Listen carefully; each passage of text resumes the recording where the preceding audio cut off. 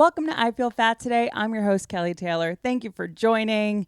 This is the diet culture, body neutrality, eating disorder podcast. Thank you for tuning in. It is a rough look for Kel Dog today. I don't know why I set up the camera because I told myself, you're not camera ready. And I was going to record the first portion of this podcast as I do without the camera, and I thought, no, don't half-ass it, put it all together. You know, we try to give the full experience of each weekly, show here at I Feel Fat Today. So you're seeing me without any makeup. I got a hat on my head and I got a zit sticker on because I just couldn't. Feel free to be as disparaging as you feel is fit in the comments. I appreciate the engagement. Anyways, you're here now, so please subscribe to our YouTube channel where you can like and comment about my appearance. There, we have full video episodes. We also are on Apple Podcasts. Please rate and review over there. That's super helpful to me. You can send us an email at ifeelfattoday@gmail.com. And, if you're looking for advice, happy to supply you some if you send us an email. Follow the pods on social media at I Feel Fat Today and me, your host, at Hello, This is Kelly. And of course, if you're listening to this on today, April 5th, that means there is still time to get tickets to see May Plannert, friend of the show, do film her first special at Grove 34. It's in Queens, New York. I am going to be doing some time on that show to open it up so you can also see me perform as well. Ticket link will be in the bio. Really hope you come out. It's going to be great. This is May's first special. It's going to go on YouTube. And you want to see how, the sausage is made. Come out to the show and you can find out. We got Finn itching his face, making weird noises that the mic is probably picking up, but that's okay. Yes. Do you want to come on camera?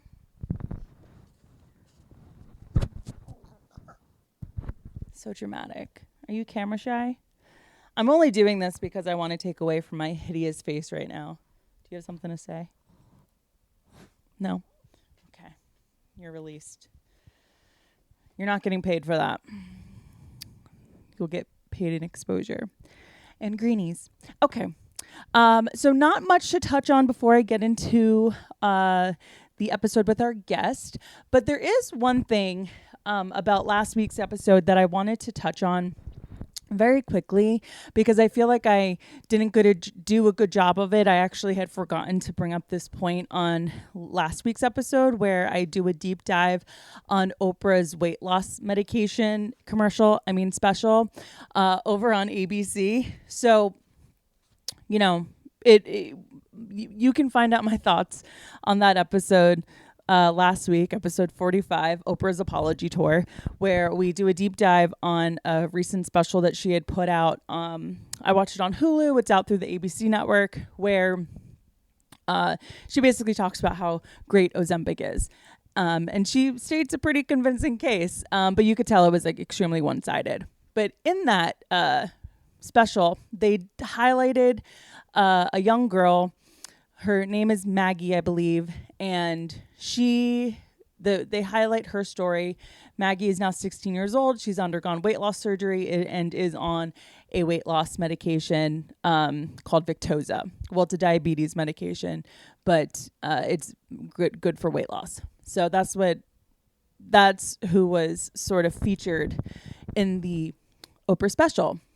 And it is the same girl from the article from The Cut that also has been covered on this episode called American Girlhood, Generation on Ozempic or something like that. You can scroll back and find where that episode is as well if you want to take a look at that. But the whole reason why I'm bringing that up is something I had forgot to mention is the FDA has approved weight loss medications for children that qualify above the age of 12.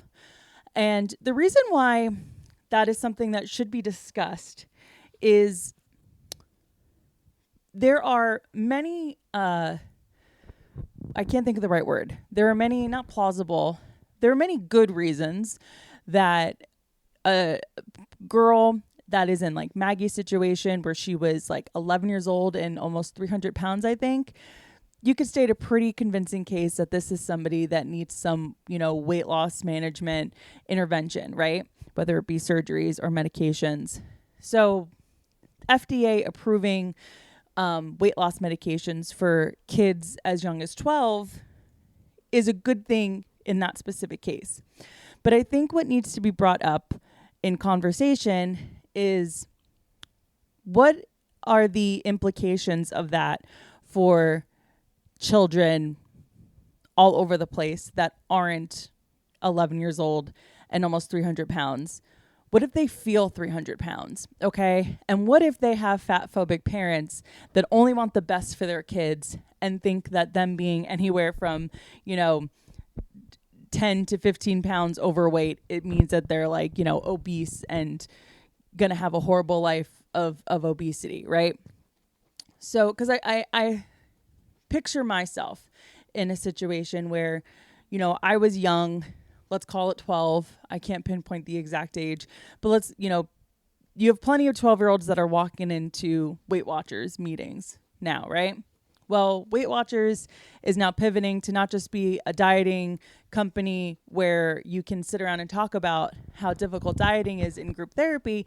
Now you can get on medications for Ozempic. And I just picture myself, that 12-year-old in the early 2000s in a Weight Watchers meeting with the mere idea that I could maybe be given, my life back by going on something like Ozempic. And I really feel like there are going to be parents going to the doctors in droves to get their children on Ozempic or, GLP-1 medications, with it being approved for children under the age or 12, around the age of 12. And I know what you're thinking. Well, there's going to be things put in place so that, if you're not somebody that's supposed to have Ozempic, then you're not going to get it. Well, I think you'll be surprised by how easy it is to get Ozempic. Number one, if you can afford it, you can get it. There's going to be some rich parents out there that really want their daughter to be as skinny as possible because their daughter also wants to be as skinny as possible. That kid is going to get Ozempic, okay? I'm not talking micro, I'm talking macro. Like, there will be people that do this, kids that want to do this, because I know I would want to do this. Like, just speaking from experience of the different weight loss things that I have tried throughout my life, everything from like gas station weight loss pills to being prescribed things. Like, I've tried it all, and I would try it by any means necessary as early as I could. So that's number one. If you have the money, you're going to get your hands on it. Number two, it's pretty easy to qualify as obese if you are not obese. My entire life, not once in my life do I think I have ever been in the normal or average range on the BMI scale. I have always, the entirety of my life, have been in either obese or overweight when I didn't look obese or overweight. I definitely looked thicker, but I wasn't, stick thin, super skinny, but I qualified for drugs that, looking back, I looked fine. I didn't need to be on any kind of weight loss management medication when I was in my early 20s, but I qualified and I wanted it more than life itself. So I got it. So I did a little Googling on this, and I came across something from the National Library of Medicine. If you want to check this out, it'll be in the description of the episode. I'm not going to read the whole thing. I'm just going to highlight some of the key points that I think brings up a good, just a good point as to what the implications are when children are put on these GLP-1 weight loss management medications. So I'm not going to, like I said, I'm not going to read the whole thing, but I do want to note that this came out August of 2023, and I think this was before the FDA approved GLP-1s for kids 12 and over. because I think that happened a few months later, if I remember correctly. This is called unintended consequence of glycagon-like peptide 1 receptor agonist medications in children and adolescents, a call to action.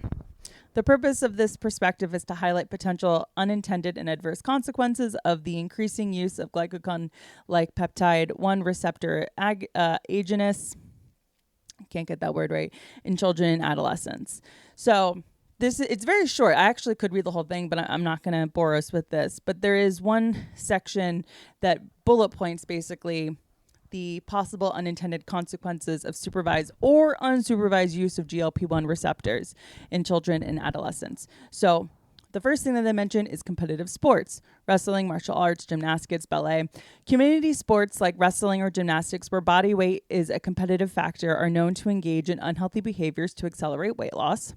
So that's, I could think of like the dads that you would see volunteer coaching for like your softball game or your little brother's t-ball game, and everyone's 8 and they're like, we're going to need pitching. Like people like that are going to get their, teens on weight loss medicine so that they can, make weight or whatever.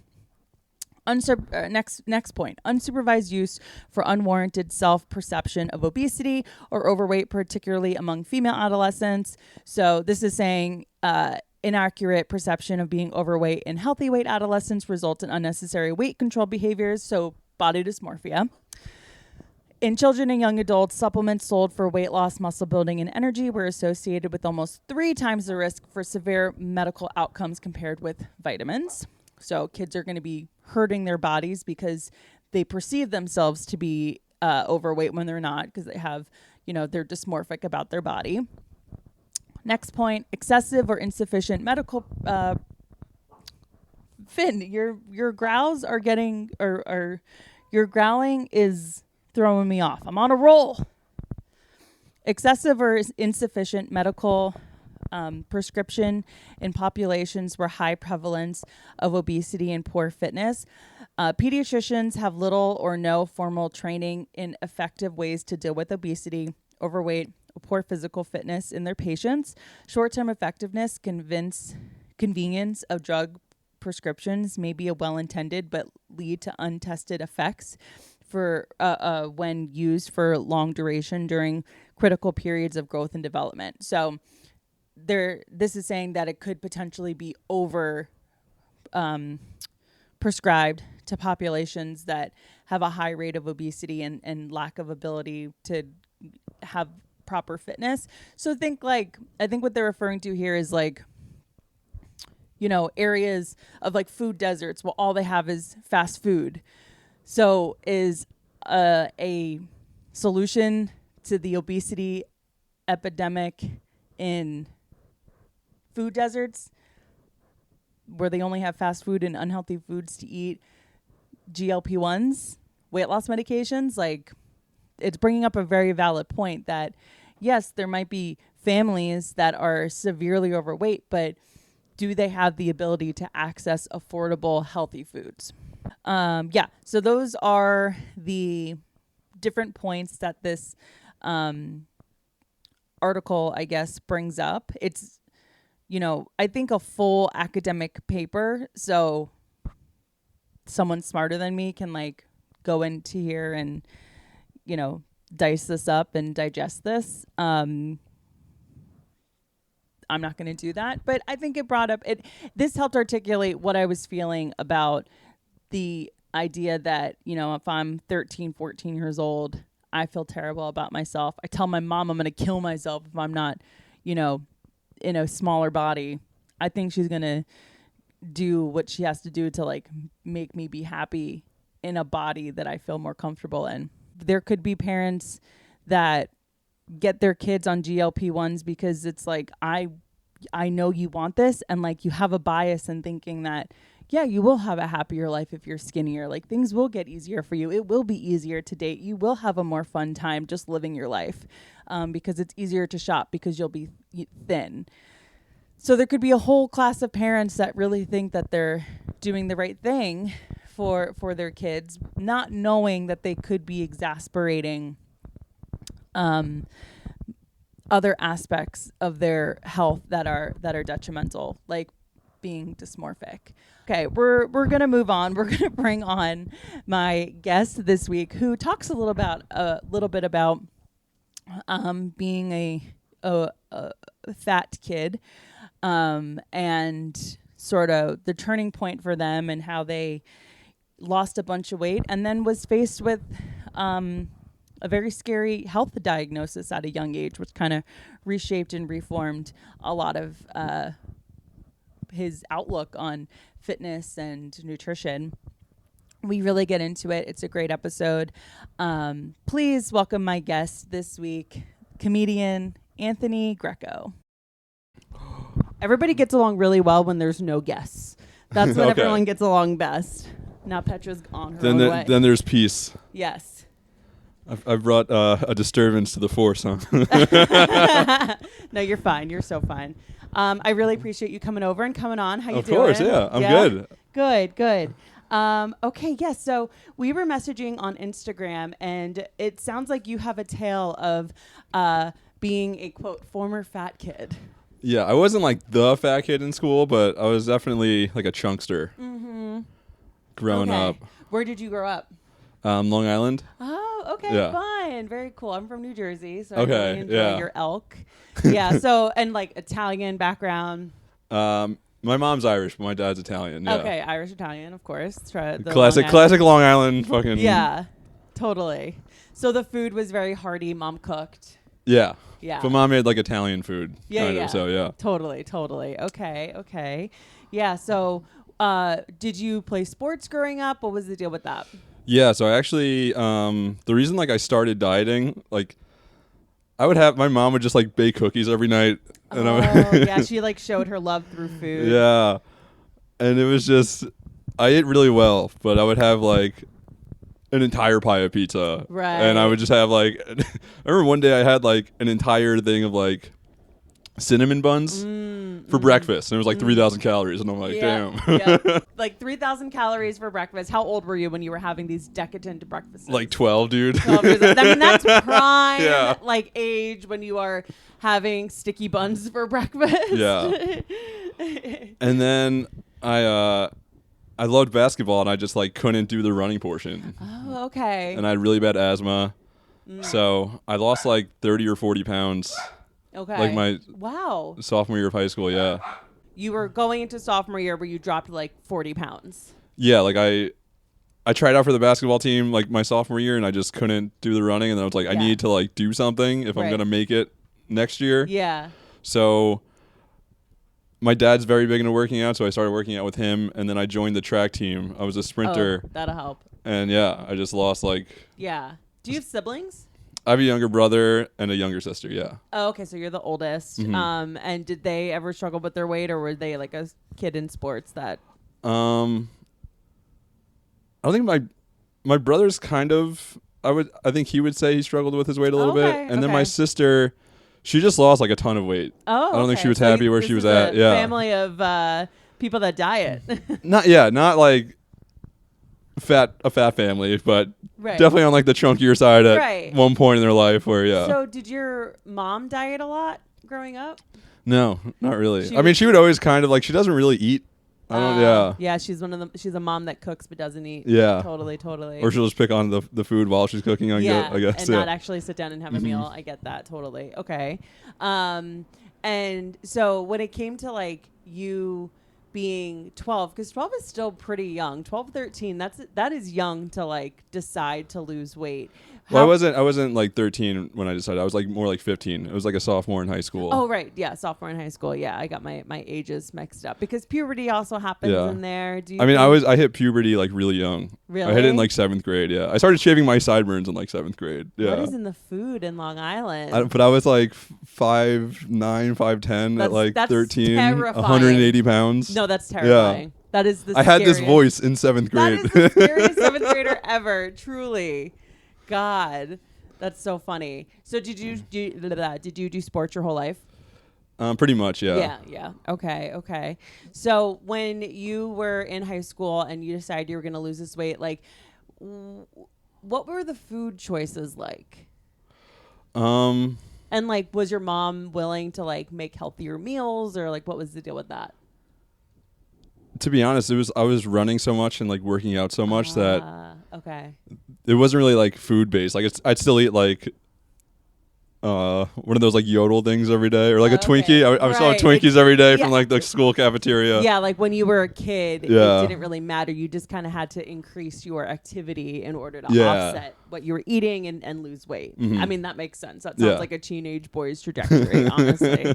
Okay, so you lost that weight that like kind of, you can call it baby fat, because you were like, I guess so, yeah. But I already hit puberty. Like, I was in puberty for like a few years at that point. Okay, yeah. So the post-puberty baby fat that you lost.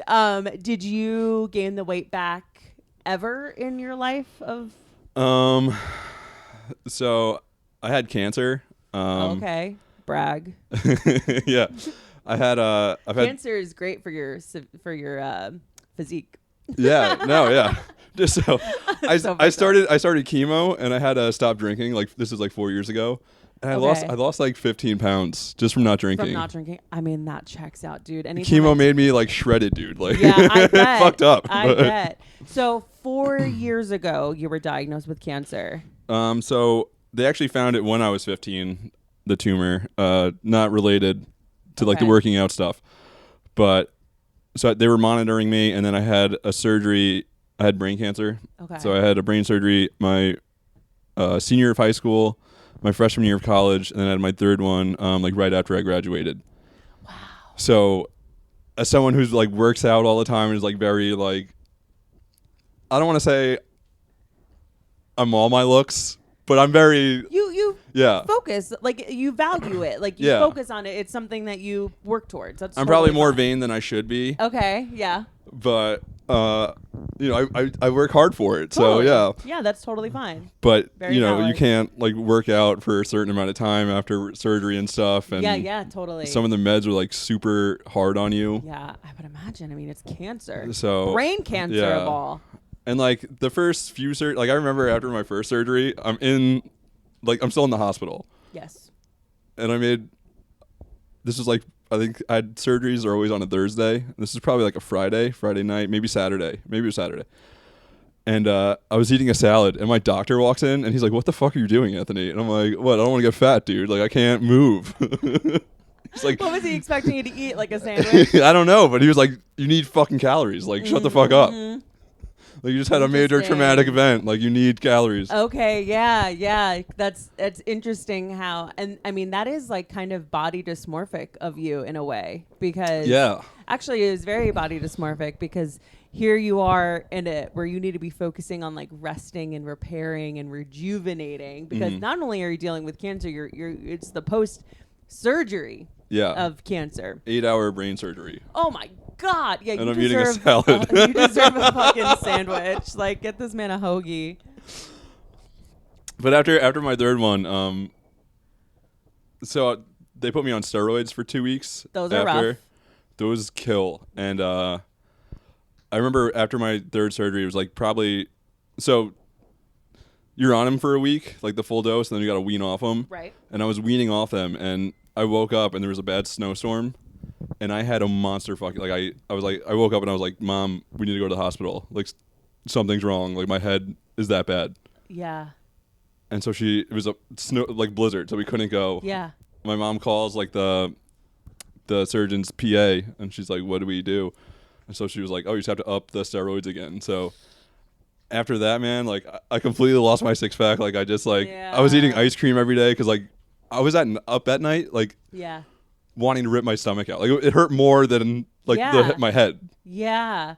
Oh my God. Okay, wait. I'm trying to get my timeline straight, because you're like what, early 20s right now during this, or late teens? So I was 17 during my first surgery, 18, and then I was 22 when I was during this episode. Yeah. Okay. And so it sounds like when you got, like, you had puberty, you were 15, and then it's kind of like, that's when I'm going to focus on my body. Yeah. Right? Mm-hmm. So 15, to 17 you find out you have cancer, you have to have 15 you find out about cancer. Did the cancer diagnosis and your health like and your want to be healthy, did those like coincide? No, it was just because of like I wanted to get in shape and like I wanted to be able to be able to run. Yeah. Right. Oh yeah, you wanted to do basketball. So when they first found it, they had no idea what it was. It was like a totally incidental finding, like completely unrelated. And so they had no, like, it wasn't impacting my life at all. Right. And so they were like, we don't know what this is. Like, it could be one institution. We sent like the scan out to like a bunch of places in the city because 15. Yeah. There's all of a sudden there's a spot on my head. Like, what the fuck's going on? And I think it was like Columbia or someone was like, oh, we don't even recommend like following up on it. Really? Yeah. Believe it. They thought it was just a shadow. Right. Because it was only on one MRI and it was not impacting my life at all. And yeah. Wow. Good. And your mom was like, no. Mm-hmm. Thank God for her. My mom would have been like, well, the Columbia said it's fine, and like, God, that's so terrifying. Okay, got it. So it was just like this incident thing where you found out about it. I chose to be like treated at Sloan. Like I went to like see a few doctors, and I liked the doctor at Sloan the best. And they did like a repeat, and it was still there, but again, not affecting my life at all. Yeah. So then I had a checkup scan my senior year, and that's when they saw it start growing, and they had no idea what it was. Wow. Okay, so that's when it became an alarming thing because it started to grow. Yeah. Okay. And they saw changes, and then even then they had no idea, and then my doctor was on the phone with my parents when he like read the pathology for the first time. Wow. I was like, shit. Like. Okay, so does it have like a long weird name of what it actually is? Yeah. What is it? It's a diffuse astrocytoma. Diffused astrocytoma. Okay. Interesting. So you're 22. Mm-hmm. You've lost your body entirely. Kinda. How do you feel? Like you don't have a six pack anymore. I kind of like viewed it as like something cool because I'm like now I have something to work towards. Oh my God, again. that is the most boy answer ever. One of my friends dated a guy like this where he like would intentionally gain weight just to go through the process of like getting. See, I want to do that, but it's like but it's I was like I didn't have a choice. Yeah. You're like, okay, this is like a science experiment. Yeah. Where like, okay, I don't have the body that I want, but now I can go through the motions of working out, whatever. So how long? Oh, and I was also in like, I got rear-ended. Oh, God, the hits just keep on like coming. 4 weeks before I had surgery, so I did like no physical exertion for like 10 weeks. You were. I got so good at 2K, dude. Man, you could have been a Twitch streamer. I was like top 0.0001% in the world or some shit. Like crazy. Oh man, just give a 21-year-old a controller and it's over for you. That was all I could do for 10 weeks. Yeah, your thumbs are very strong. Yeah. Okay, amazing. So you got really good at, what'd you say, 2K? 2K, yeah. NBA 2K was a fucking monster. Oh, that's so funny. Do you still play video games? Not really. Really? That's sad. Yeah, I mean, I still play. I'll play like 2K or Madden, but I'm not really like a big. You're not like into Fortnite. No. Okay. Cool. You're like, I'm cool. I don't No. Not that I play. I don't play Fortnite. I don't play any video games. Okay, so you get back on your feet after the cancer. Was your mom trying to like baby you to be like, no, don't go do that, like don't overexert yourself? So definitely like the first surgery. Yeah. Like that. I remember one time I felt like a pop in my head. I was like must have been like a week after I was cleared for like physical activity. Mm-hmm. And I went and I got like a CAT scan because I was like, you felt I thought something popped. Yeah. But by the time my third surgery, and so, after I can't like walk by myself. Like I can't go on like a walk by myself. Okay, you like needed assistance. Yeah. And like I can't like shower by my dad has to stand in like the bathroom. Yeah, dude, because it's like if I fall, like I'm dead. Gotcha, yeah. Gotcha. It wasn't like you didn't have the motor skills too. You had to. No, it was just like Okay. Yeah, I mean that makes sense. You just had a very sensitive thing happen. So. But like after my first surgery, I was definitely like the most like paranoid. Like it took me like an hour to walk around my block the first time. After my third surgery, I was like, after like 3 weeks, I'm like, can I run, Mom? Can I go running now? And she's like, no, Anthony. Like. What was that like being a high schooler having something like cancer? Were you somewhat of a small celebrity in your high school? Because I didn't go to school with anybody with cancer. It was weird. So I went to an all-boys Catholic high school. Oh my God. I went to Catholic high school too. Was it all... Was no, it co-ed? It wasn't all Yeah. girls. It was co-ed. It was co-ed. Cardinal McCarrick. Where'd you go? Chaminade on Long Island. Hell yeah. Mineola. Fuck that place. But I don't know a single boy. I don't know a single boy that's normal. That like doesn't absolutely loathe their all boys Catholic high school. Yeah. Red flag if he likes it. And they're always like, you know, fuck Brother Thomas, that fucking cuck. You know, Yeah. he was such an asshole to me. We had a priest that got caught diddling. Oh, you Yeah. had my high school's namesake got defrocked as a cardinal because Really? he had a brothel of boys. Yeah, back in like the 80s. I love the term Yeah. defrocked. I know. Wait, so Defrocked. that's still the name of your high school though? No, in fact, Oh, okay, it was okay. after I graduated. Then Oh, defrocking and everything happened okay. after I graduated. This is like a Then- recent thing. Yeah, the school's now closed. It reverted back to St. Mary's, is what it was called originally. Okay. And the only reason why they called it Cardinal McCarrick because he must have given the diocese a touch and like a bunch of money or Yeah. whatever. He was a big old diddler, and so he got defrocked. And they went back to St. Mary's, and I forgot where I was going with this, but we also, because I went to Catholic elementary school as well. Yeah, me too. Yeah, K through 13. Yeah. Or K 12. through 12. 12. I said 13 years of school. K That's what I meant. through GED. Yeah, exactly. There was a priest there that didn't touch anyone in the school, but had touched someone elsewhere and was replaced at our school. And so once that got out, he had to get moved again. Yeah. They told us that he was on a special assignment to Rome. No. Damn. Did you watch the Nickelodeon Quiet on Set documentary? I have not, no. Oh, okay. You got to watch. Have you? I just got done watching it. Oh, really? It was crazy. Lots of diddlers. Lots and lots of diddlers. Okay. So... Yeah, so all boys. So see, the girls would have loved you. The girls would have loved to have gone to school with the cute boy that has brain cancer. Yeah. So how did guys treat you? I mean, I liked most of my classmates. Like they were all like very supportive. Yeah.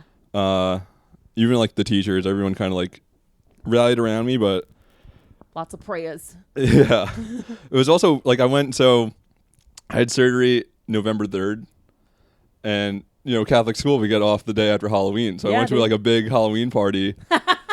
And I just shaved my head a few days early. And I bought like a little hoop earring. Stop, that's amazing. And I went as Mr. Clean. And I love that. it was so weird, though, dude, because like people I had no idea existed were like coming up to me and being like, oh, like, that's so crazy. And everyone's shit-faced. And I'm like, this is like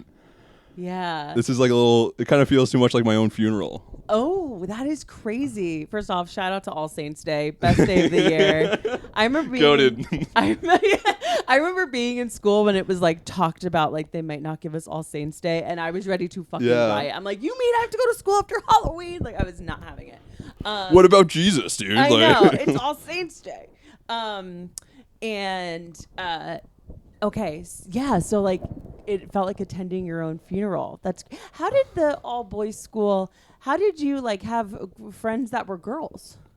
Well, there was like an all girls high school, and then Okay. you just know people. So if there was like a basketball game, would the all girls high school like be the cheerleaders?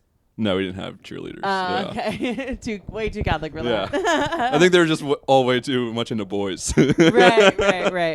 Got it. Okay. Did you go to college? Yeah.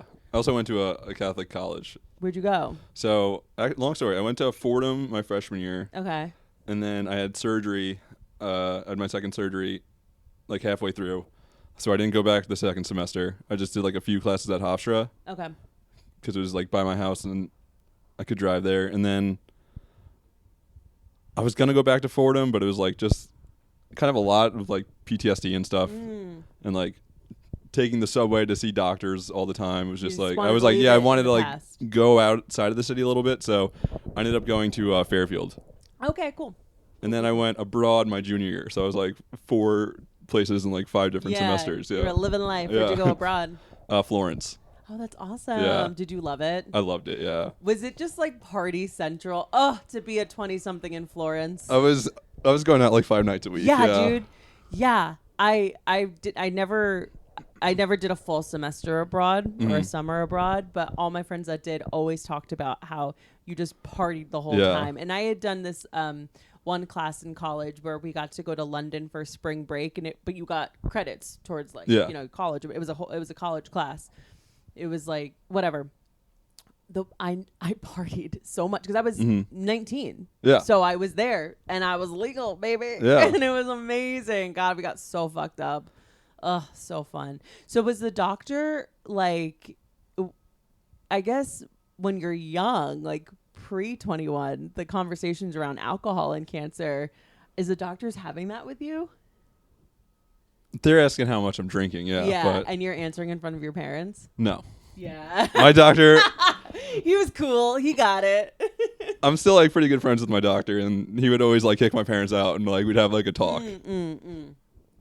Totally. He'd be like, he'd go through like this checklist of tobacco, marijuana. Yeah, because no matter how sick you are, you tell your Irish Italian parents that you're drinking underage, it's over for you, bro. You better hope that cancer's stage 4 and you're done, man. I would rather be dead than have my mom find out. I couldn't drink until my surgery because they were like, we don't know what this is. Like if you have alcohol, you may have a seizure, and then I was like, then I'd lose my license and I'd have to go through all that shit. Yeah. And I was like, it's not worth it. And then they like knew, like my mom like would drive me to parties and stuff in high school, like pick me up. Yeah. But whenever I'd come home, she'd be like, Anthony, how many beers? And I'd always be 2. That's amazing. It'd always be 2. And she would call it. She always knew, man. I don't. Yeah. So, sorry, I don't know if you answered this. Did she really try to baby you after? Like, did she want you to like be close to home when it came to college and all that stuff? Because now you were like, freshly have a fresh diagnosis, or No, I think she was more like live your life, get out there. Yeah. That's nice. That's good. And were you wanting to? Yes. Yeah, you were ready to get out. Yeah. Okay. I kind of just wanted to party for. Yeah. I get that. Oh, wait, totally. X amount of time. Totally. Yeah. Because did you also have this feeling of like, I beat cancer, I'm going to live for forever? Or like, was it life is short, this can end at any time? Very much life is short. Yeah. This can end at any time kind of thing. Okay. And you like lived like it.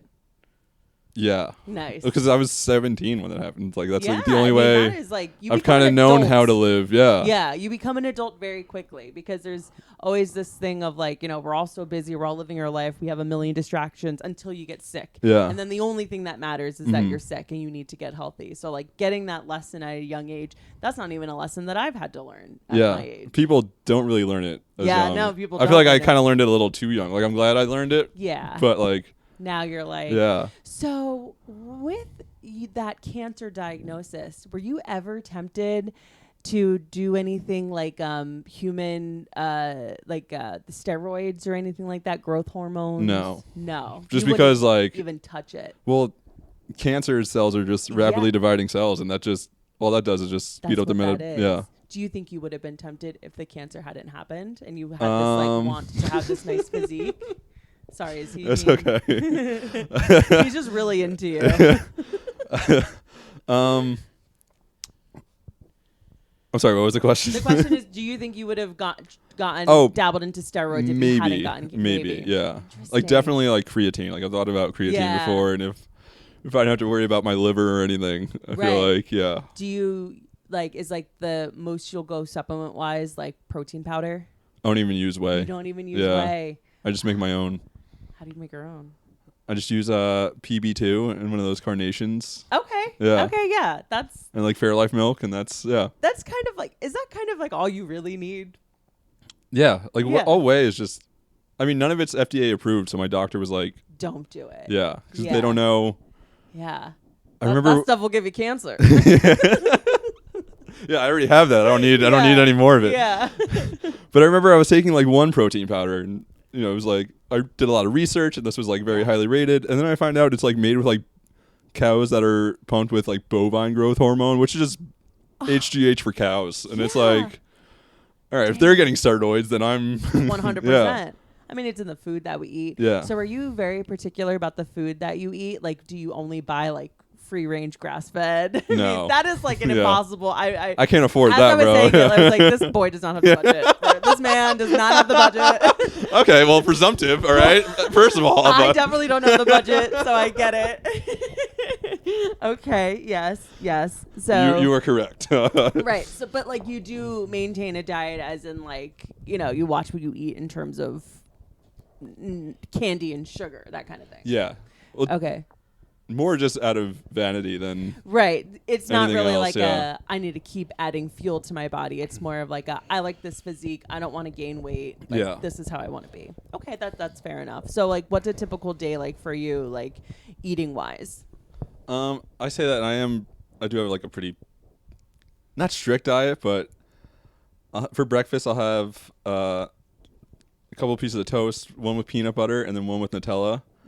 And then I have 6 eggs and then 3 whole, 3 white. And then Can I ask what's the purpose of taking out the yolk? just like cholesterol and stuff. Do you worry about your cholesterol? No, but I don't. 6 eggs is a lot every day. Every day. And Yeah, this is what that- you're eating every day. Pretty much, yeah. Okay. You just throw those yolks out? Yeah. Damn, that's such a waste. Maybe. No, it's not a waste, but like in my head, like I'm like scarcity mindset. We need to pick off every Yeah. piece of the cow, Maybe I'll compost it next time. But that's my breakfast. And then for lunch, I normally just have like chicken and like raw baby spinach just like out of the Delectable. container. Delicious. I love it. And then I have my protein shake. And then I'll have like a protein bar as a snack. And then my dinner I'm normally like pretty lax with. Oh, you'll like have Yeah. like a meal, like And then sometimes I'll have like dessert. right. Okay. I'm a big dessert guy. Depending on how hard you go at the gym, That or just like how I've been how you the past few days. how you're feeling emotionally. Well, no, if like my body needs more calories, then and I've been like, How do you figure? Do you track? yeah, Okay, I have a so Fitbit. so you know Mhm. based on like the Fitbit, like Yeah. whether or not you need more calories, because that's something with, I guess you can call it bodybuilding. Are you a bodybuilder? I've done it before. I did it last year. I may do it this year again. Okay. I don't know. So that's with maintaining muscles. We'll say you need to hit a certain number of calories. Yeah. Okay, so like if you were working out the way that you're working out and you eat the way that you eat, but you're not hitting the calories that you need to be hitting, would you find yourself losing weight, like muscle wise, like a noticeable difference? Probably not noticeable, but I would also just feel shittier. Like Okay. there's like a certain like I got down to like 170 for the physique competition I did last year, and I felt like dog shit. Like it was. I Like felt too skinny. It was miserable. Like I got really bad stage fright. Like Oh, go figure. I was like I need to quit stand up.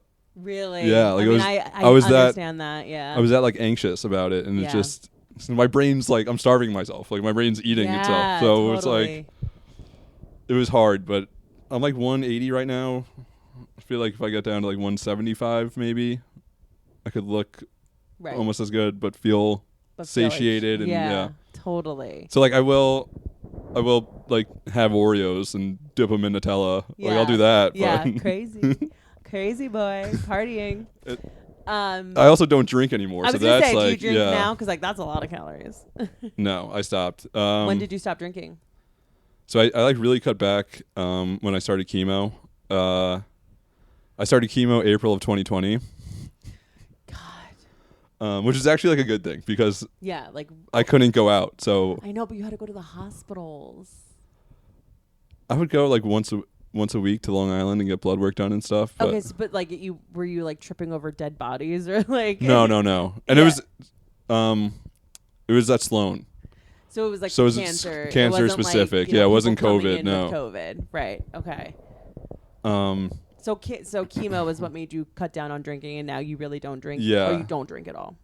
I kind of stopped. Like I was in Italy last summer, and I would have like a glass of wine I because mean, come on. my family like they live on like a farm there, in, Oh, like so southern Italy, and like nice. yeah, the boondocks. But yeah. the food was delicious, and they're like, if you don't drink, like I'm gonna murder you. And I'm like, Right, okay. and like also if that's one of those cases where it's like if you didn't have a problem. Oh, and, yeah, you know, yeah. you didn't have a problem, and like the food is just different on a farm in Italy than Yeah. So different, New York dude. City So different. bodega. Like, like having your That food and the wine that I had was like so different. Yeah. So different. It was homemade. It was That stuff cures cancer. Yeah. Like truly.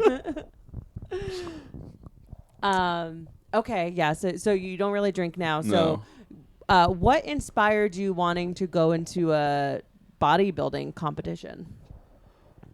I've just been working out for so long, and it's like I've never had like a goal besides like basketball and stuff, like just to be in shape for that. But I haven't really played recently. I'm doing stand up now. I'm busy with that, so it was just kind of like I need something to train for. Oh, okay, totally. Yeah, totally. You like to like kind of have that treat on the end of a stick when you're like running, kind of thing. You need to be running towards. Yeah, totally. Okay. Yeah. And it was like, I'm pretty consistent. I do the same workouts pretty much every day, so it's like I'm in this range, and it's like I'm maintaining, but I'm not getting better per se, and it's that was bothering you. Yeah. Interesting. Okay.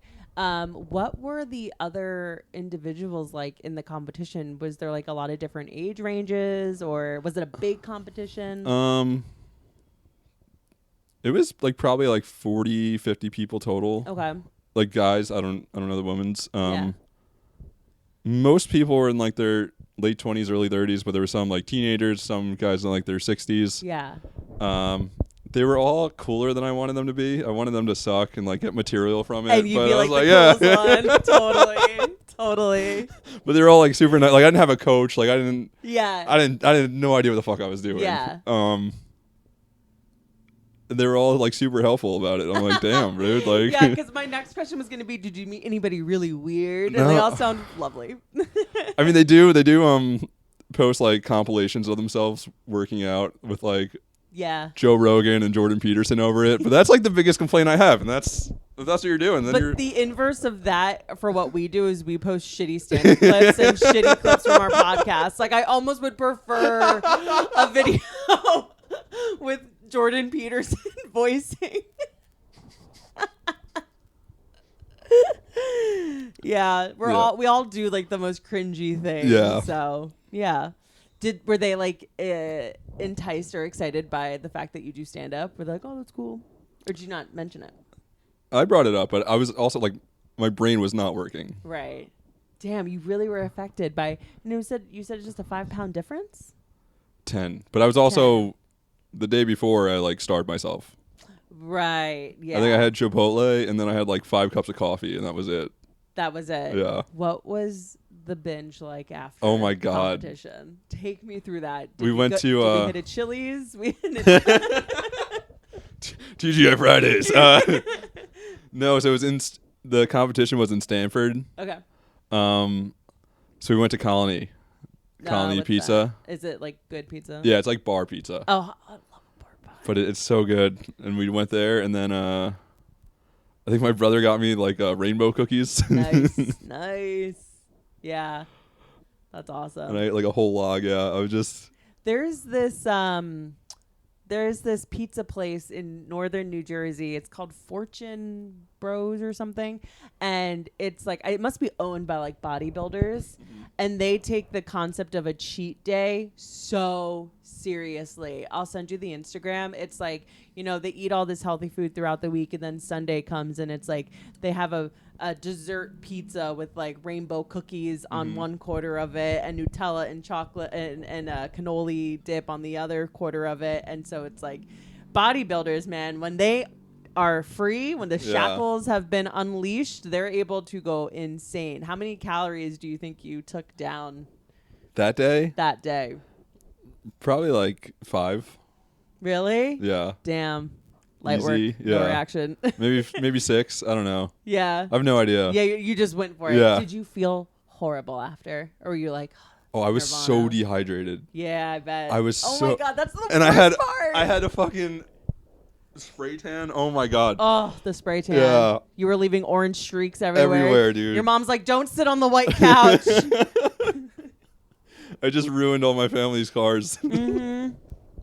Like, oh, Anthony's been here. I just felt like greasy and just Yep. yeah. Yeah. I hadn't showered like a day. Ugh, God. So, but you're thinking about doing it again? Yeah, I would do it. I don't know if I'm gonna get spray tanned. Tell me, were there people in the competition that went a little too dark? Oh yeah. Oh yeah. I went like part of the I went a little culture. too dark, dude. And the lady doing it was like, oh, you need a third coat, and I'm like, no. These Long Island tanners, man. No, it was in Connecticut. Oh, Connecticut, yeah. It was this black lady, and she was like, you need a third coat. I'm like, listen, you're the authority. Can you please? I'm like, you said it, not me. I need you to send me a photo of you in competition so I yeah. can please put it up here. Right here. That's where it is. Anthony doing black body. It's so wild that like everyone does it. But I mean, I understand the functionality of it because when you are a tanner, you can see more of the lines and like and the shadows, and like that is part of the competition. Like, man, yeah. the lines Well, get it's just a male, like, women do it too. It's just a male beauty pageant. That's all it is. Yeah, no, absolutely, yeah, male beauty pageant. But there's no talent portion. No, That would be I sick wish if there was though. I wish That would be so sick. I would just end up just bomb. Yeah. For my next act, I'm going to bomb so hard, it's going to be impressive. God, could you imagine doing stand-up at a bodybuilding competition? Talk about a tough room. I don't think I could do it. I mean, you can make it relatable though. That's true. I could do it. Yeah. That's true. Yeah. But they would all be too dumb to fucking get the joke. Everyone's bodies are eating their brains because they're so hungry and dehydrated. No one would get the jokes. Hey, sir, are you afraid of dogs? No. Okay, cool. I love dogs. Yeah, he's being a little baby. Hey, stop. Here, I know because he has his girlfriend with him, so he gets a little bit psycho about the girlfriend.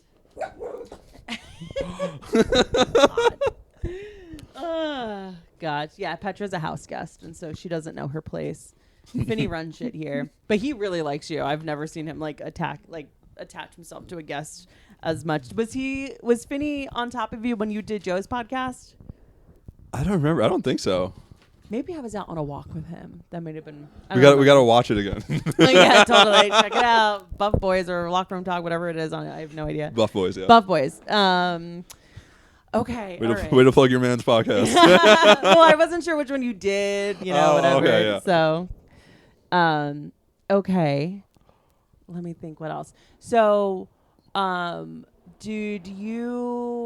else do I want to ask you? We did the bodybuilding competition. Oh, that's great. We love the street noise very much. So do you have cheat days nowadays? Yeah. Okay. What does that look like? Well, I'll just have if I have a cheat day, I'll have a snack or something. Just something outside of your routine. Yeah. Right. Okay. I'll splurge on dinner. Yeah. Oh, that's nice. I'll dunk Oreos in Nutella and eat that. Yeah. Yeah. Okay. Are you dating, single? What's the deal I'm there? dating, yeah. You're dating. Mm-hmm. Okay. Are women ever do you ever get to a certain point when you're talking to a girl where she's annoyed by how regimented you are with your food? She's like, I just want to go to brunch. And you're like, no, I have to have my 6 eggs. Well, I'm not I'm like that during the week, but on the weekends I kind of let my hair down. Okay, yeah. you can live a little. Yeah. So you have a good relationship with it. That's great. Yeah. That's great. Okay. What's the dating scene like in New York City? I haven't been involved in it in a while, but Because you've been doing too much stand up. well, because I've oh, you mean just dating my girlfriend? Oh, you have a girlfriend. Yeah. Oh, you said you were dating. I thought that meant. Oh yeah, I thought you meant someone specific. Yeah.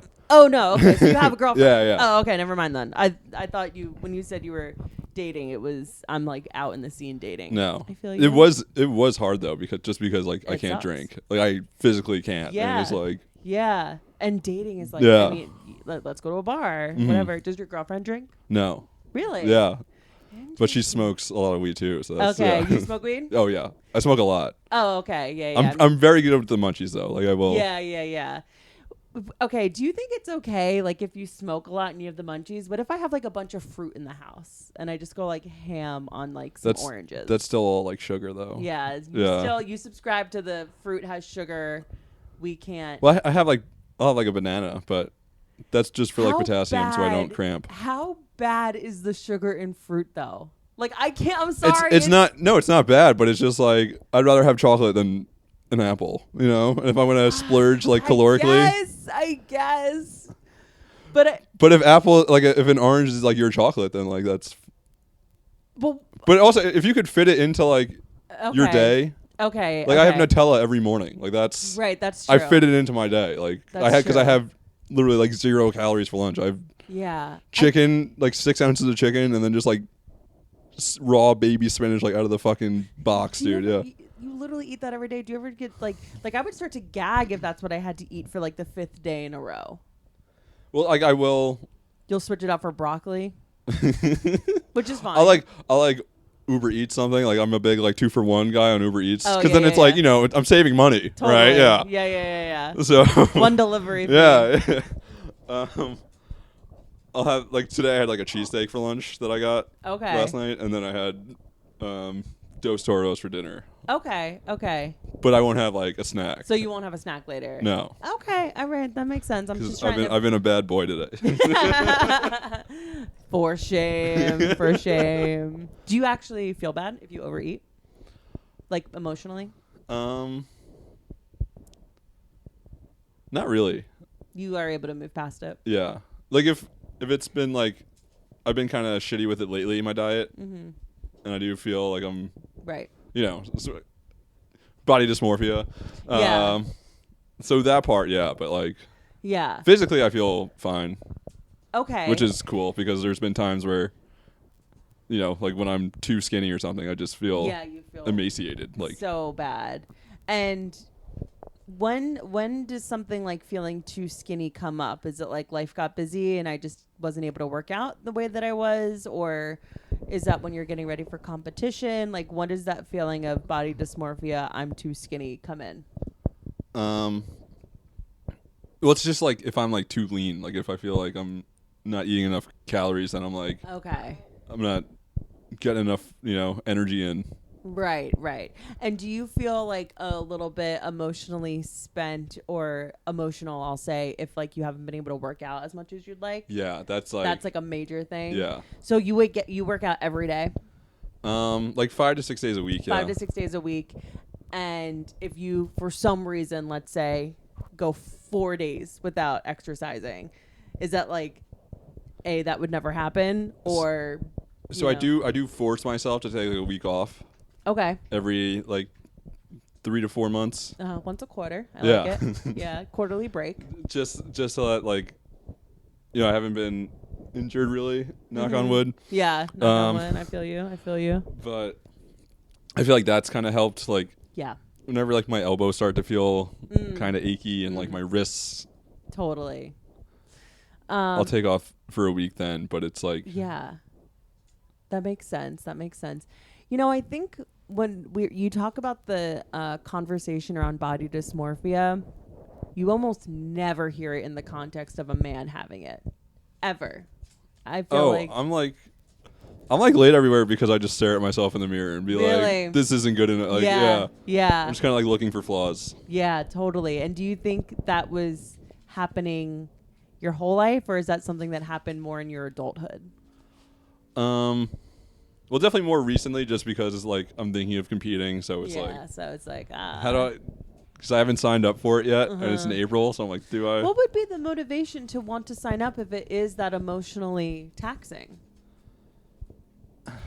I don't know. It's just kind of just something you do. It's like, this is what I do.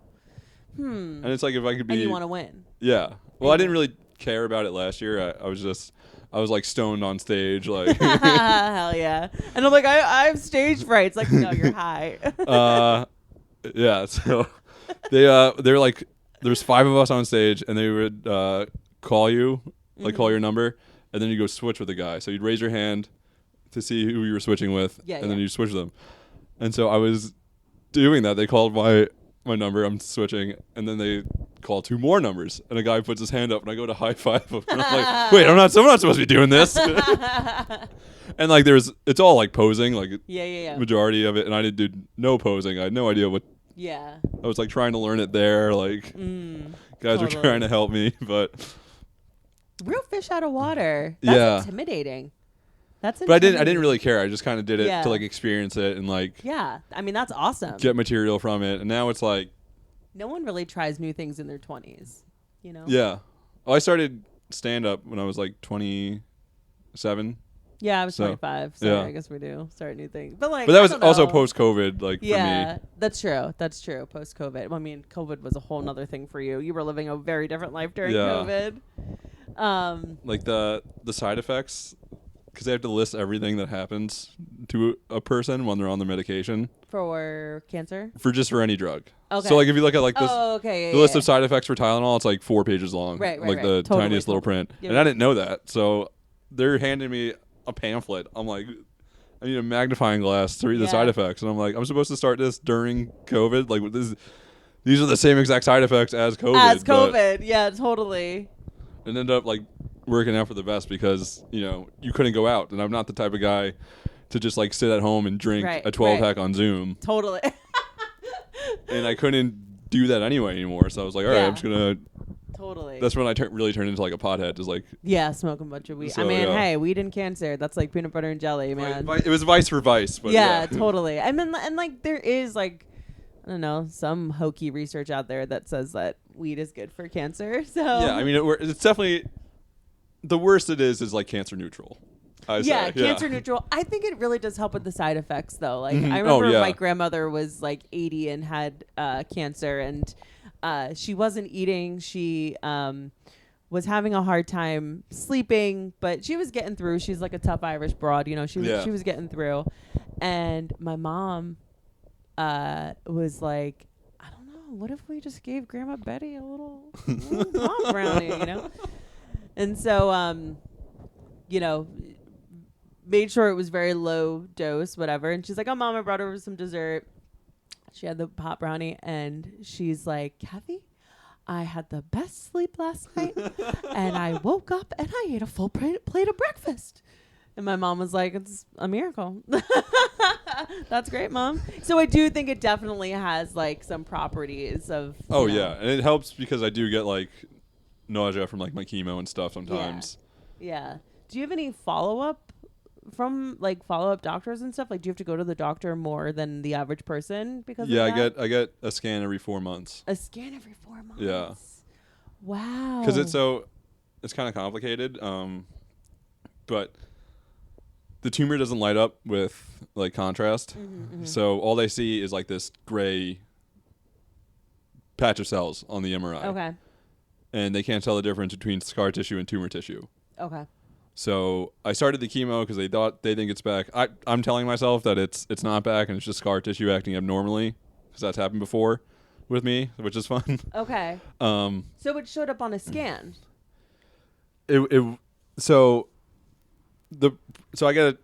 there's stuff that's on my scan all the time. Okay. But they can't tell the difference between scar tissue and tumor tissue. Got it. Okay. Yes. So it could all be scar tissue, it could all be tumor tissue, or it could be mixed. They don't know until they go in. The only way to tell is like biopsy it, and the only way to biopsy it is to cut your head surgery. open. Yeah. Yeah. Are you gonna get biopsied? Well, that just leads to more scar tissue. So. Ah, Christ. So I call it the most educated guess in the world, but every time I go for a scan, they're like, "Oh, we don't think it's back," but they can never definitively tell me. I call it Schrodinger's tumor. That's what it is. Yeah. Yeah. Literally, yeah. It's literally like. Yeah. I kind of live in like this weird limbo where it's like my tumor's back, but at the same time it's not back, and no one can tell me definitively either way. So what is that like emotionally? It's hard. Hard. Yeah. Hard. And it took me a long time to get to the place where I am now, where it's like. Yeah.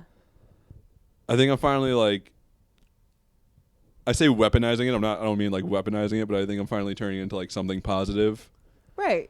But for a long time, it was like, yeah, I'm dying in 3 months, and this is, I'm partying until. Right, totally. Yeah. Totally. Like, I got 3 months to live. And like then it's like, okay, I'm okay, but then I have a scan in 3 more months. Right. So I was living in like 3 month intervals. Oh my, that is a very bizarre way to like have to look at your life. That's kind of like how I came into adulthood. Like, that was like. Yeah.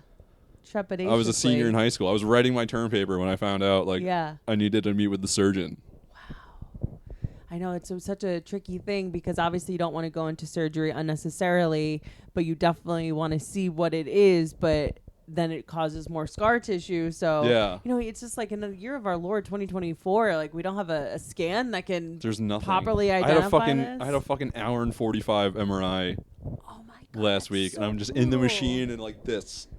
Oh. For an hour and 45 minutes. No it was music miserable. or no. just in your head? Just the music from the MRI machine. Oh, God. What did you think about for that time? Were you just like... You kind of just like lose track. Remind us that the past is... Like I would just have songs in my head. Yeah. You kind of just like zone out. Like I've fallen asleep in there before. Oh, okay. Well, you can fall asleep. Yeah. Sometimes. Other times I'm just like cramping up. Like... Oh, are you claustrophobic? No, but Thank I'm God. just... I don't fit in the machine. Like I'm too wide. Does that make you feel a little bit good, though? Kind of.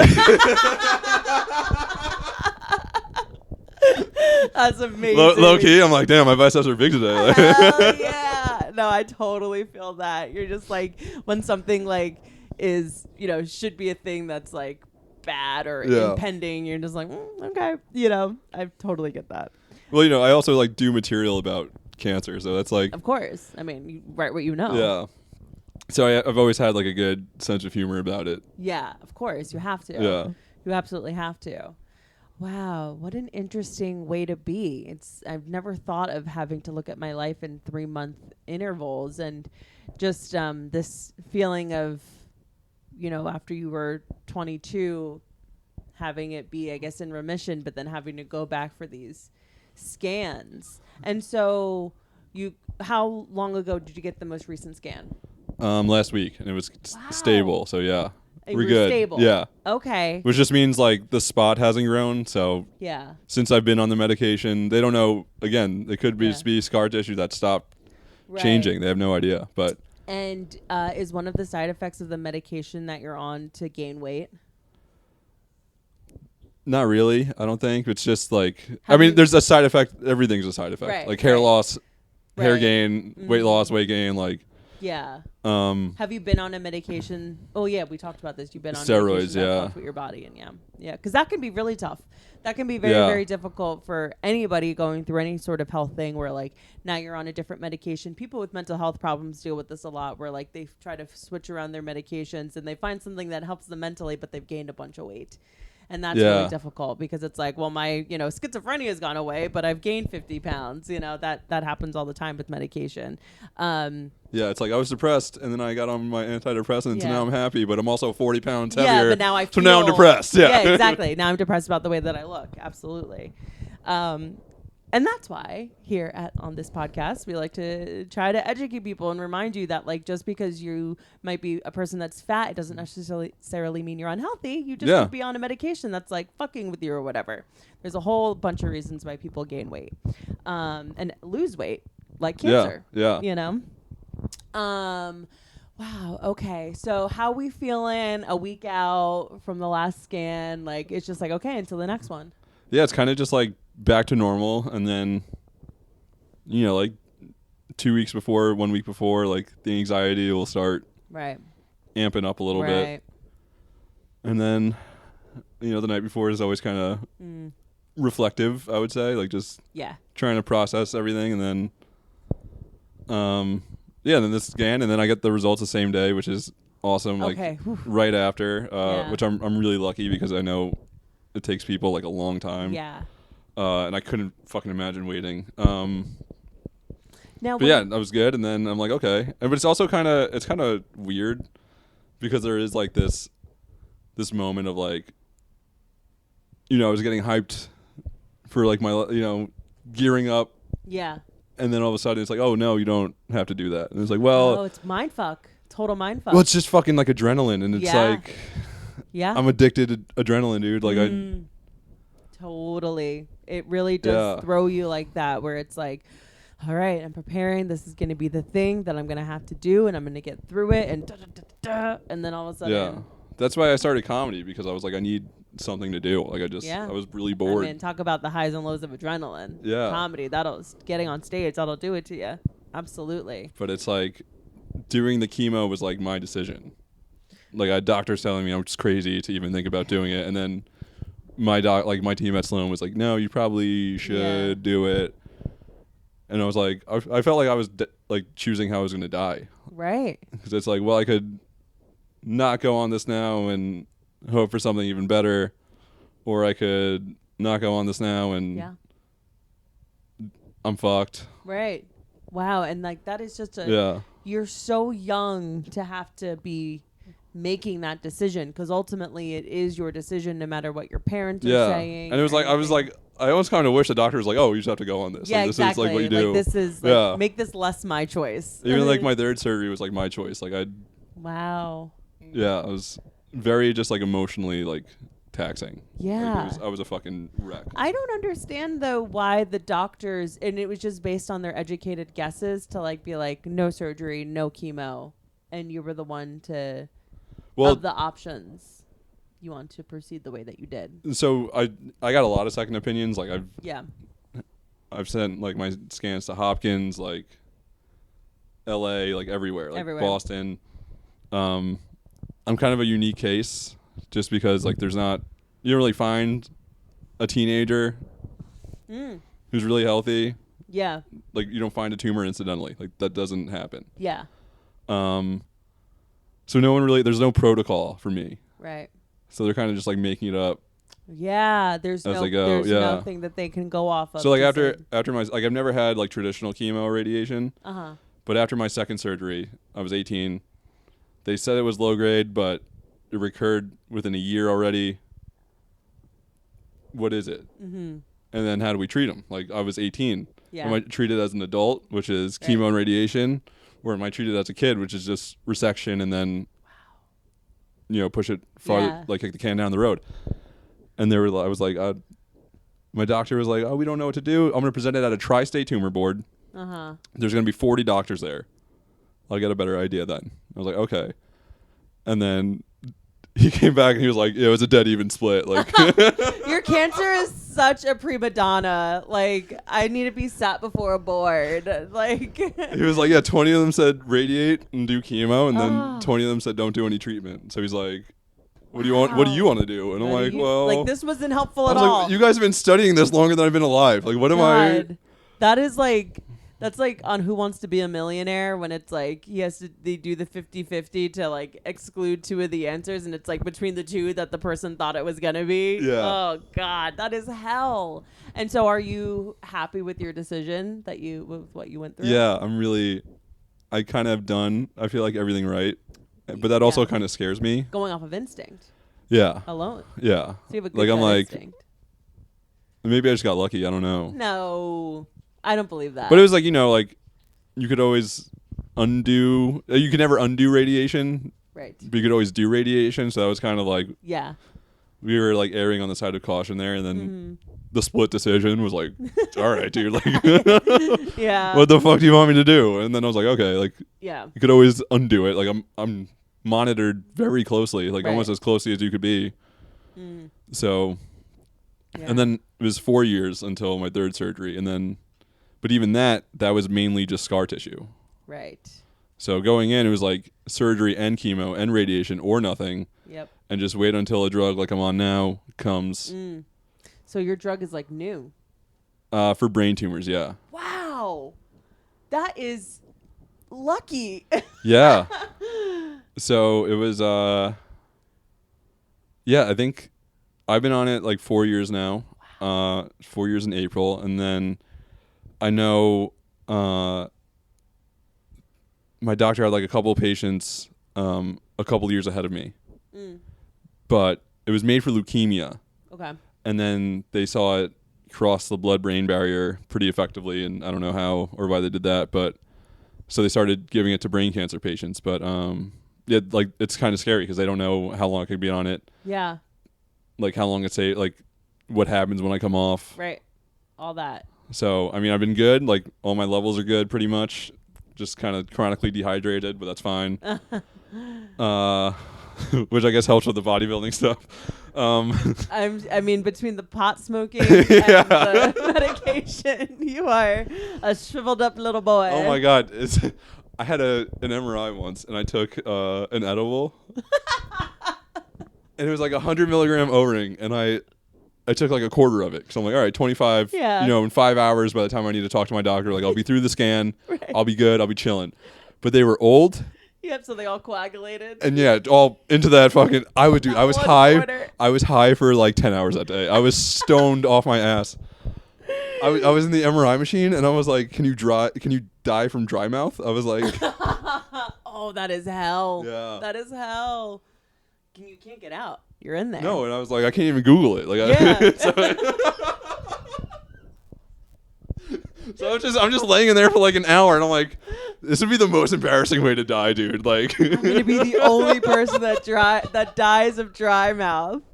I was like, there's no moisture left in my body. This is absurd. Oh my god. Yeah, no, I'd be thinking I'm like having a heart attack or something. Yeah. And then I met with my doctor, and he was like, "Are you okay, dude? Like, what's going on with you?" And I'm like, "I'm fine." You're like, allergies. Yeah. Damn. So do you have like brain cancer homies? Did you meet people throughout this process that are dealing with brain cancer or cancer as well? Yeah. I had like I'm treated at Sloan. Yep. And they have a peds floor, and I'm a peds patient. I'm still a peds patient, which is kind of weird because I'm 30. Like you're an adult I'm about man. to be 30. You're walking through and like, they give you like a little dinosaur like gown. Yeah. But so it's mainly just like little kids, and then me. Do they think you're the coolest ever? No, I think they're all like too sick. Oh God. Well, I don't know. I don't want to. Yeah. But there are like some like young adult kids that I've like introduced myself to, just to. So I met this one guy, Adam. I think we were both like 18 or 19, and he passed away when we were both 22, which was also just like super weird. Yeah, from cancer. Yeah. That is so emotionally taxing on you to lose a friend who is your age dealing with what you are dealing with. How did you get through that? I drank a lot. You drank a lot. Okay. I tried to go to therapy, but I wanted to join like the FBI at the time. Oh, right. And I went to the school therapist, and she was like, "Oh, like the FBI is going to be privy to any of these conversations." And I was like, "Okay, fuck this. I'm not coming back." Wow. And I was just really depressed. Yeah. Damn. And why did you decide not to join the FBI? So I actually got like medically rejected. Really? Yeah. Because of your cancer. Yeah. Wow. They wouldn't let me. All I guess of that, they were like, yeah. All of that. I mean, best thing never happened to me. Yeah, like, thank God. Yeah. Oh, we never. It's like so. That is. I mean, I don't know how else. How else it would work, but like it's crazy that like as a kid, essentially, you want to be in the FBI. You go through something where you need therapy, like you sought therapy out, and it's like, oh, the FBI will know about this, which is crazy to think about. But it's like making a decision of like, oh, I want to be in the FBI at that age, when it's like you don't know what you're gonna want when you're young, like when you're older, you know. I mean, I was also like a senior in college when that happened, so it was just kind of like Ugh. It was like gay to go to therapy. Yeah, back in 2016. Gayest thing ever. Yeah, no, totally. And I think I finally started going in like 2018 because one of my friends, like I didn't even know this girl really, but her sister got sick like from my town, and I was just going out every night and like getting shit faced and like crying. And I'm like, this is an issue. Oh, I've been crying at a bar. Yeah. I've been crying. Totally. You're like good at like helping yourself out when you need to.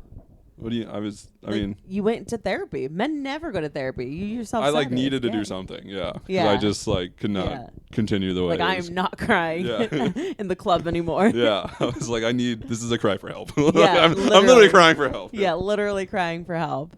But it was hard because like I told my mom, and she was kind of like not super supportive. Like really. Yeah. I mean this was like 2017, 2018. So like this was like before. Like COVID definitely. I'm sorry, the world is different. The world post 2020, like we're using language that we've never used. Like it is. Like it's definitely more like different. Mental health positive and stuff. Pre 2020, if you were like, if you mentioned that you meditate to somebody, they'd be like, okay, I didn't know this person. Dude, was I didn't tell people I went to therapy because it was like coming out. Yeah, totally. Literally. Like talking about your feelings is actually the gayest thing a man can do. Yeah, never mind the fact that I am a cancer survivor. It's still really lame and weak if you go to therapy, just so you know. Like, oh my God, that's crazy. Yeah. I should have started way early. I should have started like after my first surgery. I was pretty fucked up back then too. But you went into therapy with lots of material, lots to talk about, lots to talk about. Yeah, I got my money's worth. Totally, hell yeah. Are you still in therapy now? Yeah. Oh, hell yeah. Ugh, I love it. I've been going ever since, yeah. Huge advocate for therapy. Yeah. Huge. I mean, I definitely think there's like, you can overtalk your problems. Yeah. But I think just like verbalizing them, like I have it once every 2 weeks, which is that's good for me. That's a good I don't need rhythm. it any more or any less. Yeah. And I don't want it any less. Like, I like the 2 weeks. Yeah, I just feel like verbalizing like your shit and like saying it out loud even. Yeah. You know, not even the advice they give. It's just like. It's so that it doesn't fester. Yeah. And like give you cancer. But you know, talk about your feelings. Don't be like me. but here's the thing. My grandmother she's worried her whole life, worried about everything. And I promise you, worrying at the level that she was worried her entirety of her life gave her a heart attack at one point. Like, she got a heart attack for how gutsed up she got herself. So it's true. Like, these emotional feelings do manifest into physical pain, physical ailments. Like, it's absolutely, I am fully subscribed to all of that. Mm-hmm. So in terms of healing modalities, and we do have to wrap up. But in terms of healing modalities, like, did you ever find yourself looking into like, maybe I can positively affirm my cancer away, or did you look into healing meditations and any of that stuff? Or so one of my friend's mom was really sick for a long time. She passed away a few years ago, but she fought like stage 4 ovarian for like 10 years, like 8 to 10 years. And is this in your town? Yeah. Is there something happening? I don't know. There's got to be. Yeah, Long Island. Yeah, it's fucking. It's something. Pesticides and shit. Yeah. But she was like very spiritual, and like she saw this. She would go to Arizona every so often, like see this healer. Yeah. So I tried that. Yeah. I did that. You did that. Yeah. How was it? Did you cry? I don't know if I cried like during the sessions. So it was weird. There was like a bunch of things. Like I did like an infrared. She kind of like set it all up for me. So I did like an infrared, like a lymphatic massage. Oh hell yeah! You're speaking my language. The spiritual healer with like Reiki. Yeah. Like vibrations, like all that stuff. So I don't know if it worked. Like they swore it was cancer cells, like my tumor was back, and like I had to have the surgery, and then it was all scar tissue, so I didn't end up needing chemo radiation. I don't know if it worked. I'm not. You don't know, but I don't know shit. But I mean, I would definitely do it again if if I had to. If you had to, it can't hurt. Yeah, exactly. It can't hurt. So even, it's like the Schrodinger's tumor thing, right? Like it's back. It's not back for a long time. I was living like it was back, and it was like the next shoe's gonna drop, and it's like I'm gonna die in 3 months, and that's gonna be it. Or it's not. I'm not gonna die in 3 months, but my life is gonna be everything's gonna be dramatically different. Essentially over, because I have to go through treatment, and I'm gonna need another surgery. And I'm gonna be fucked up from that. And I'm just gonna be Totally. I'd rather be dead. Yeah. Probably. Yeah. Good thing you're going to therapy. Yeah. Totally. But I was living like that for like a really long time, and then one day I kind of just woke up and I was like, well, you could be happy or you could be sad. Like you can't change what's happening. Like that's what's happening is happening, and that's like you have no control over it. And it's that kind of just like clicked for me at one point. So now I'm just like, all right, like it's not back. It's just scar tissue. It is what it is. Like you're fine. Like. And you can't say you don't do everything in your power to not be the healthiest person. Like you are an incredibly healthy individual. So it's like, I mean, I could probably cut back on my smoking, but yeah. I mean, you gotta. Exactly. Yeah. I need advice. Yeah. What do you want from the kid? Jesus Christ. You want me to be everything? Yeah. Wow. No, my dad is like probably the most like disciplined guy I know. So. Yeah. No alcohol, no drugs. No alcohol, no. Wow. No drugs. Was he excited that you were doing bodybuilding? I think so, yeah. Yeah. He did it. He did it when he was younger too, yeah. Oh, okay. He could be your coach. He had a coach though. Like he didn't really. Yeah. I mean, because he had a coach, he could be. Yeah. Yeah. I don't know. Nice father-son bonding. Did he go with you to Connecticut to do that? Yeah, he came up. That's yeah. nice. Oh, see, that alone is a good reason to do the bodybuilding. So you get some dad time. You know. I see my dad. I work with my dad, so I see him like Oh, once a okay. week when I'm in the office for a meeting. So. Okay, good. That's awesome. So you're close with your family. Yeah, and then my mom lives on Long Island, but I still. Yeah. Yeah, of course. Yeah. Wow, man, I could talk to you all night about cancer and healing and all that stuff. But I got nothing else. This has been fantastic. Thank you so much for coming on. Of course, thanks for having me. Did you have fun? I had a lot of fun. Good. Yeah. I'm glad. Where can people find you? So Instagram is EL_Greco. I cannot emphasize that double underscore enough. And I think TikTok is Anthony_Greco. Nice. All the handles will be in the description. Guys, until next time. Bye. Bye. Have a good night.